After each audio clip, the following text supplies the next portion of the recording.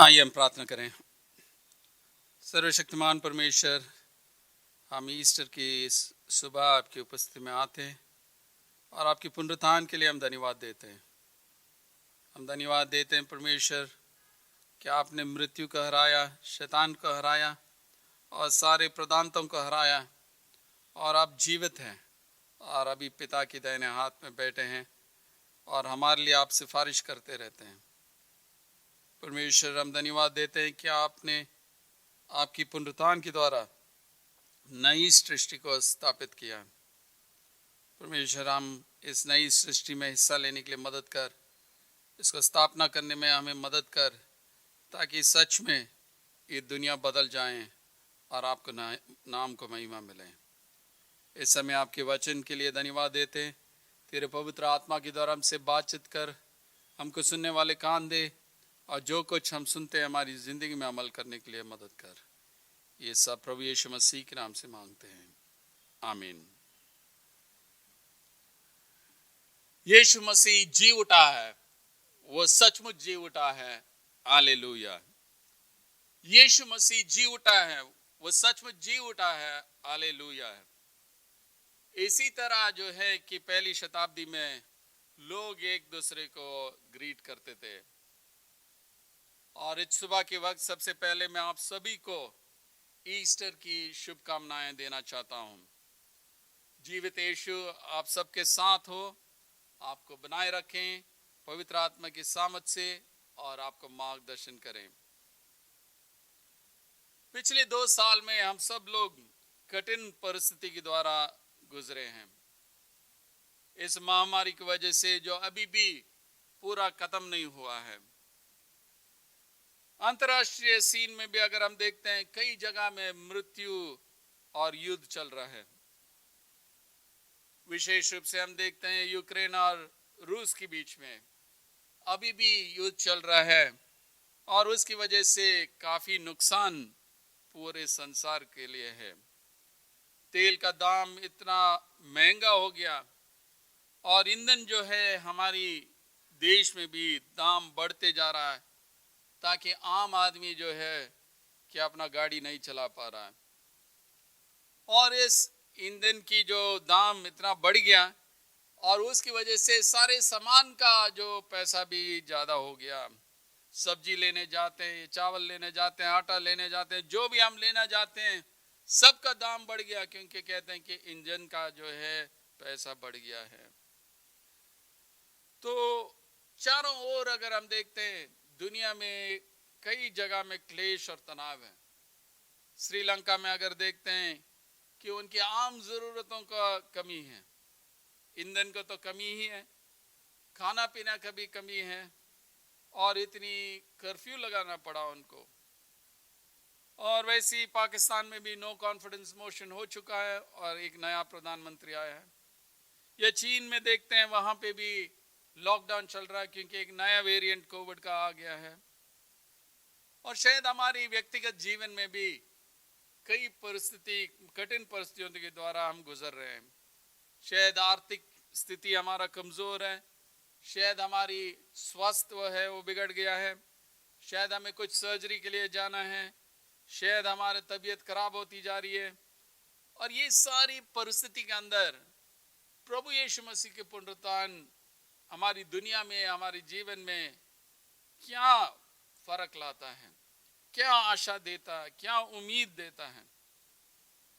जब प्रभु यीशु मसीह मरा है, शायद यीशु मसीह की मृत्यु के बारे में ये लिखा होगा, ये मर चुका है। शैतान और उनकी सारी सामर्थ जो है, जो उनके साथी थे, उन्होंने यही सोचा कि यीशु को हमने हरा दिया, क्रूस पे हरा दिया है। परंतु तीसरे दिन जो है वो सब कुछ बदल गया और फ्रंट पेज न्यूज यही हुआ होगा, यीशु जीवित है, यीशु जीवित है। और ये 3 शब्द जो हैं इतिहास को बदल दिया उस दिन से आज तक। यीशु मसीह अपनी चेलों को पहले से बता रहे थे, इस मंदिर को मैं गिरा दूंगा और 3 दिन में उसको बनाऊंगा। और ये मंदिर जिसके बारे में यीशु मसीह बात कर रहे थे, वो उनकी देह के बारे में बात कर रहे हैं। योना की इंजील में ईस्टर जो है वो समय है जब मंदिर का पुनर्स्थापित किया जा रहा है, जहां पे खुदा और लोग साथ मिलेंगे अनुग्रह में, कृपा में और खुशी के साथ। और ये पुनरुत्थान हमें दिखाता है कि परमेश्वर का रहने स्थान जो है कि मनुष्यों के बीच में है, और वो हम उनके लोग हैं, वो हमारे परमेश्वर हैं, और हमारी आंखों से जो रोते हैं वो सब आंसुओं को पोंछ डालेगा। और यही हम देखते हैं जब मरियम मगदलिनी कब्र के पास जाती है। हमें पता है कि प्रभु यीशु मसीह की मृत्यु का पुनरुत्थान के द्वारा जो है कि पूरा दुनिया हिल गया है, कि दुनिया अब एक नई जगह है जहां कई चीज संभावना है। जो चीज नहीं हो सकता है वो अभी हो सकता है, और आशा के साथ है। आज हम काली कब्र में कई लोगों को देखेंगे। सबसे पहले चीज जो है, काली कब्र पर मरियम मगदलिनी लिखा है। सप्ताह के पहले दिन मरियम मगदलिनी भोर के अंधेरा रहते ही कब्र पर आई और पत्थर को कब्र से हटा हुआ देखा। तब वह दौड़ी और शमौन पतरस और उस दूसरे चेले के पास जिसने यीशु प्रेम रखता था जाकर कहा, वे प्रभु को कब्र में से निकाल ले गए हैं और हम नहीं जानते कि उसे कहाँ रख दिया है। सबसे पहले चीज जो देखते हैं कि सप्ताह की पहले दिन यूहन्ना की इंजील में अगर देखते हैं कि पहली चैप्टर में जो है कि उत्पत्ति एक की जो जिक्र करता है, आदि में परमेश्वर था, कि परमेश्वर वचन के बारे में बताता है। और अब जो है कि नई सृष्टि के बारे में बताता है। यूहन्ना अपनी पुस्तक की शुरुआत में ही उत्पत्ति एक में सृष्टि की घटना का संकेत देता है। यह दर्शाता है कि उसकी पुस्तक मसीह में नई सृष्टि के बारे में है। और यूहन्ना 20 में हम देखते हैं कि एक फ्रेम की तरह है। यूहन्ना 1 और यूहन्ना 20, यूहन्ना 20 में भी सप्ताह के पहले दिन सृष्टि के बारे में बताता है, एक नई सृष्टि के बारे में। जैसे यूहन्ना 1 में सृष्टि के बारे में हम देखते हैं, अब यूहन्ना 20 में सप्ताह के पहले दिन नई सृष्टि के बारे में देखते हैं। वैसे ही हम सृष्टि की जो डिस्क्रिप्शन है उत्पत्ति में, छठी दिन में परमेश्वर ने मानव जाति को बनाया, अपने स्वरूप में बनाया। और यहाँ पे भी छठी दिन जो है जब यीशु मसीह पिलातुस के सामने रहा, पिलातुस ने उनसे कहा, देखो ये पुरुष, देखो ये पुरुष। ये भी छठी दिन में हुआ। 7वां दिन जो है आराम का दिन था, और यहाँ पे भी 7वां दिन यीशु मसीह कब्र पर आराम करते हैं। और ईस्टर जो है नई सृष्टि की शुरुआत है। सबत का दिन उनको शुक्रवार शाम से शनिवार शाम तक होता था। मरियम मगदलिनी उसके बाद सप्ताह के पहले दिन जो है सुबह सुबह जब अंधेरे था तो वो कब्र पर पहुंच जाती है। मत्ती कहता है कि मरियम मगदलिनी और एक और मरियम के बारे में बताता है। मरकुस में बताता मरियम मगदलिनी और दूसरे मरियम जो क्लोपास की बीवी है और मरियम और सलोमी का बहन है।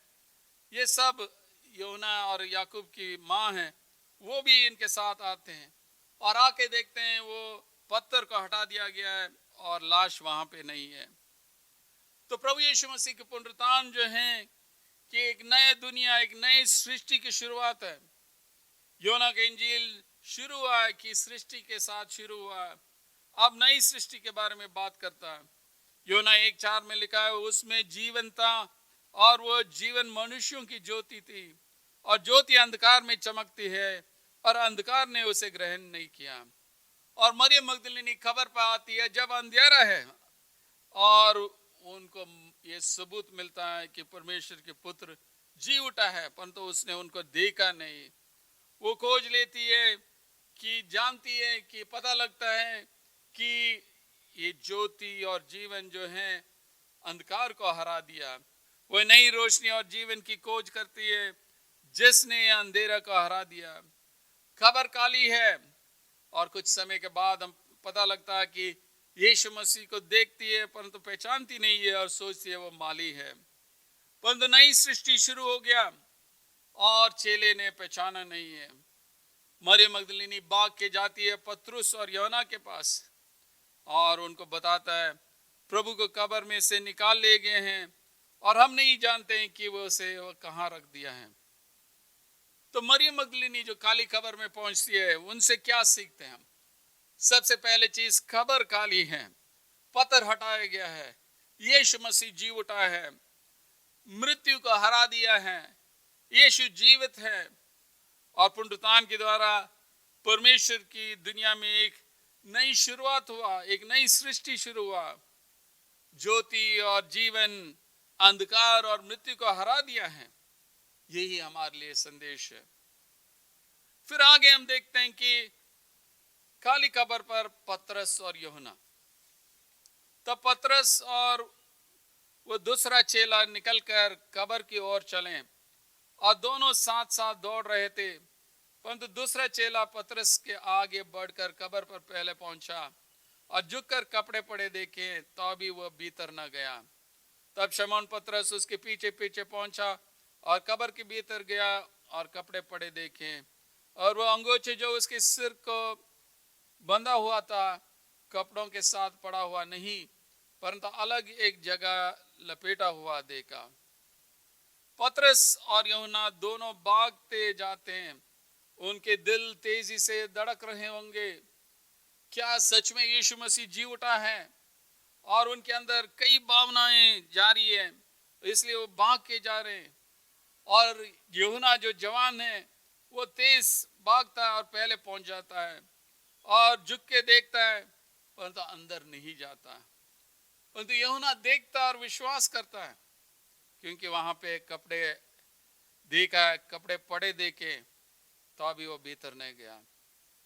और उसके बाद पतरस आता जो बुजुर्ग है, जिसके पास काफी अनुभव है, और वो भी वही देखा कि कपड़े जो है वहां पे पड़ा है और जो अंगोछा उसके सिर से बंधा हुआ था कपड़ों के साथ पड़ा हुआ नहीं, परंतु अलग एक जगह में लिपटे हुआ देखा। तो उनको पता लग गया। अचानक अंत ज्ञान के साथ उन्होंने महसूस किया कि एकमात्र स्पष्टीकरण ये था कि यीशु जिससे सूली पर चढ़ाया गया था, जिस यीशु ने हाल ही में उसे अपनी मां सौंपी थी, वो यीशु जिसे इस नए कब्र में दफनाया गया था, वो मृत्यु में से जी उठा था।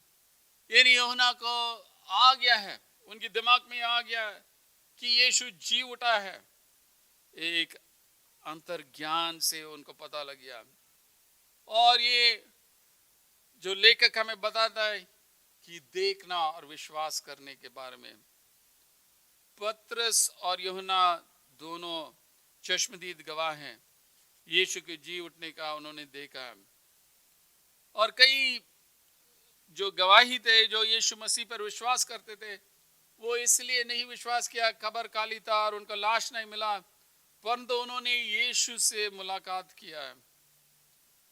यूहन्ना कहता है कि वो यीशु मसीह को देखने से पहले उन्होंने विश्वास किया कि यीशु मसीह जी उठा है।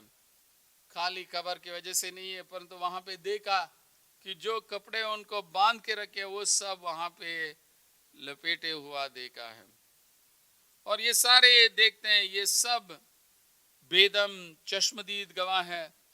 ये कुछ इतना चौंकाने वाला, इतना अप्रत्याशित, इतना प्रलयकारी था कि वास्तव में एकमात्र संभव प्रतिक्रिया ये पता लगाने के लिए कि क्या हो रहा है, इसका अर्थ खोजने के लिए बेदम जल्दबाजी है।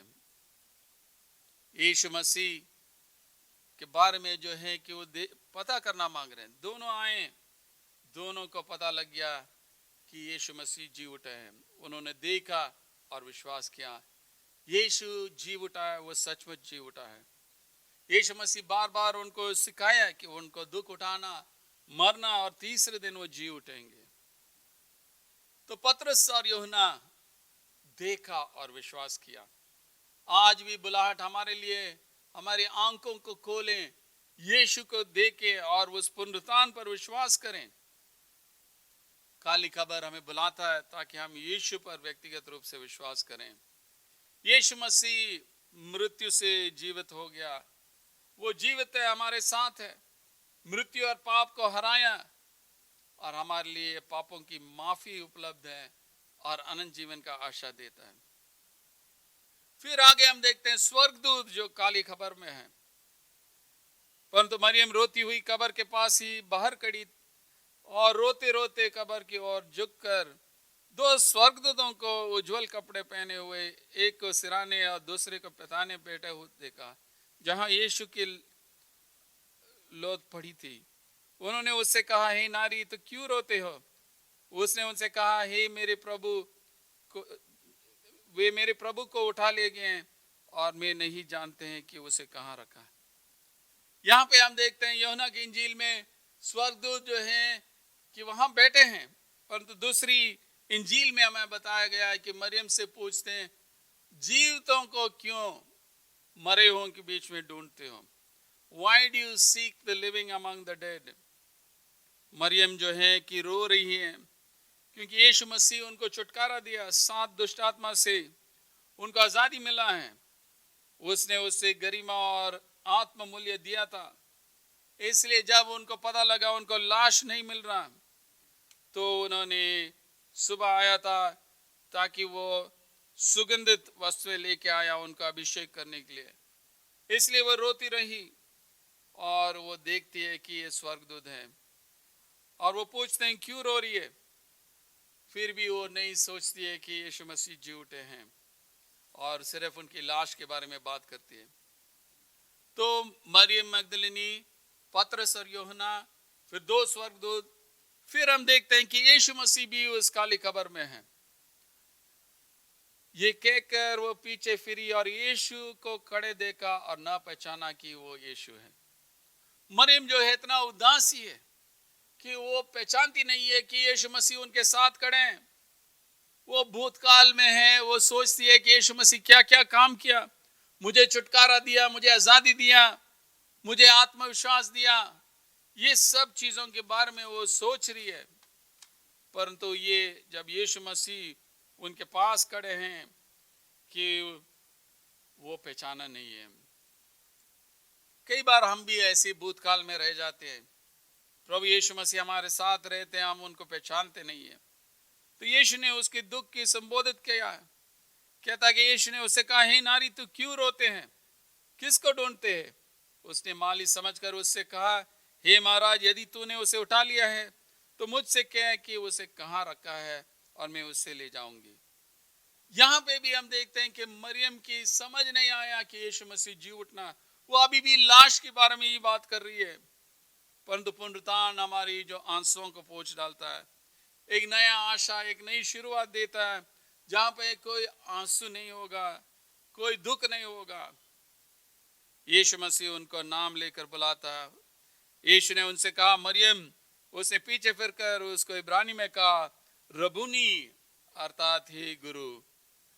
यीशु ने उससे कहा, मुझे मत छू, क्योंकि मैं अब तक पिता के पास ऊपर नहीं गया, परंतु मेरे भाइयों के पास जाकर उनसे कह दे कि मैं अपने पिता और तुम्हारे परमेश्वर के पास ऊपर जाता हूं। जब यीशु मसीह मरियम का नाम लेकर पुकारा, वो एकदम पहचान लिया वो आवाज को, कहने लगी, रबूनी, यानी मेरा गुरु। और मरियम को बोला, मुझे अब मत छूना, क्योंकि मैं पिता के पास जाना है। शारीरिक रूप से यीशु मसीह जी उठा, इसलिए वो कहते हैं मुझे मत छुओ। और यीशु मसीह काफी बार अपने आप को प्रकट किया, 40 दिन तक वो अपने आप को प्रकट किया और फिर उनका स्वर्गारोहण हुआ। 50वां दिन पेंतिकोस्त का दिन पवित्र आत्मा को भेजा है। यीशु मसीह के पुनरुत्थान के द्वारा हमें मालूम है कि मृत्यु का हरा किया है, नाश किया गया है, पाप हटा गया है, शैतान हरा गया है, तो पवित्र आत्मा हमारे लिए दिए गए हैं। तो खाली कब्र हमारे लिए एक आशा देता है कि हमारी पाप को क्षमा हो गया है, हमारे लिए एक भविष्य है, परमेश्वर के साथ है और पवित्र आत्मा की सामर्थ हमें दिया गया है। मरियम यीशु को पकड़ के रहना चाहती थी, परंतु यीशु मसीह उनको याद दिलाते हैं कि उनको स्वर्ग आरोहण होना है। तभी वो पवित्र आत्मा जो सहायक है, जो वकील है, अदालत में हमारे लिए सहायता करने वाला है, वो भेज सकते हैं। और वही पवित्र आत्मा जो यीशु को मृत्यु से जिलाया है, वही आत्मा हमारे लिए दिया गया है। तो काली कब्र में मरियम, काली कब्र में पतरस और यूहन्ना, काली कब्र में 2 स्वर्गदूत, काली कब्र में यीशु, और अंत में काली कब्र का संदेश। काली कब्र का संदेश क्या है? यीशु मसीह जी उठा है। मरियम मगदली ने जाकर चेलों से बताया कि मैंने प्रभु को देखा और उसने मुझे ये बातें की। मैंने प्रभु को देखा, I have seen the Lord. Mariam जो है एकदम स्पष्ट रूप से बता दी है, मैंने प्रभु को देखा है। दोनों चेले की उनके दिमाग में इतना स्पष्ट नहीं था, परंतु मरियम ने एकदम स्पष्ट रूप से बता दी है, मैंने प्रभु को देखा। पहली शताब्दी में अगर यीशु को देखते हैं, वही एक निशान था कि एक प्रेरितों की गवाही है और मसीह विश्वास का बुनियाद है। मरियम एक प्रेरित है जिसको यीशु मसीह ने नियुक्त किया कि जाके सुसमाचार को चेलों को बता दें, और उसने जाके बोला है, मैंने प्रभु को देखा है। चुनौती हमारे लिए भी है कि हम भी प्रभु को देखें, हम भी सुसमाचार को सुनाएं कि यीशु मसीह जी उठा है और उनके द्वारा पापों की क्षमा उपलब्ध है, उनके द्वारा अनंत जीवन है, उनके द्वारा शांति है, उनके द्वारा आशा है, और इसको हम गवाही देना। हमें पुनरुत्थान के समुदाय के रूप में जीने के लिए बुलाया गया है। मसीह में जो है शैतान और मृत्यु और पाप को हरा दिया है और नई सृष्टि शुरू हो चुका है, और इसको हम स्थापना करना है कि हम नई सृष्टि को हम स्थापना करते हैं जब यूक्रेन और अफगानिस्तान या साउथ सुदान में अगर हम शांति लाते हैं। हम नई सृष्टि को स्थापना करते हैं जब रेफ्यूजीज के लिए और असाइलम सीकर्स के लिए हम जगह बनाते हैं। हम नई सृष्टि को स्थापना करते हैं जब हमारे लिए एक ताज़ा दर्शन है हमारी देशों के लिए, जहाँ पे भ्रष्टाचार नहीं होगा, जहाँ पे पावर स्ट्रगल्स नहीं होगा। हम नई सृष्टि को स्थापना करते हैं जब हमारी पड़ोसी देशों के बारे में हम चिंता करते हैं, और इस शुभ संदेश को हमारे स्कूल्स में लेके जाना है। हम ईस्टर की समुदाय हैं और ये सुसमाचार को हम लेके जाना है। हम नई सृष्टि की हवा की गहरी सांस लेनी है जो ईस्टर के दिन हवा में बहती है, और ये पता लगाना है कि नई सृष्टि का गठित करने के लिए हम क्या कर सकते हैं। ऐसा करने पर मृत्यु और नरक की शक्तियां आपको विरोध करेंगे और रास्ते में आपको युद्धों का सामना करना पड़ेगा। हमें ईस्टर के तथ्य पर बार बार वापस जाना है। दुश्मन एक पिटा हुआ दंगा है, परमेश्वर की नई रचना दिन जीतेगी और आपको इसके हिस्सा बनना चाहिए। ये एंटी राइट ने बोला है कि हम ईस्टर के लोग हैं और नरक की शक्तियां, शैतान की शक्तियां हमने सामना करेंगे। युद्ध को हम सामना कर सकते हैं, करना है, परंतु हम उसके ऊपर विजय पा सकते हैं। नई सृष्टि को हमारी दुनिया में लाने के लिए हम कई काम कर सकते हैं, परंतु उस नई सृष्टि हमारी व्यक्तिगत जीवन में भी फर्क लाना है। पौलुस जो कोलोसियों के लिखता है कि कई चीज़ों के बारे में लिखता है, इसलिए अपने उन अंगों को मार डालो जो पृथ्वी पर है, अर्थात व्यभिचार, अशुद्धता, दुष्कामना, बुरी लालसा और लोभ जो मूर्ति पूजा के बराबर है। इन्हीं के कारण परमेश्वर के प्रकोप आज्ञा न मानने वाला पर पड़ता है।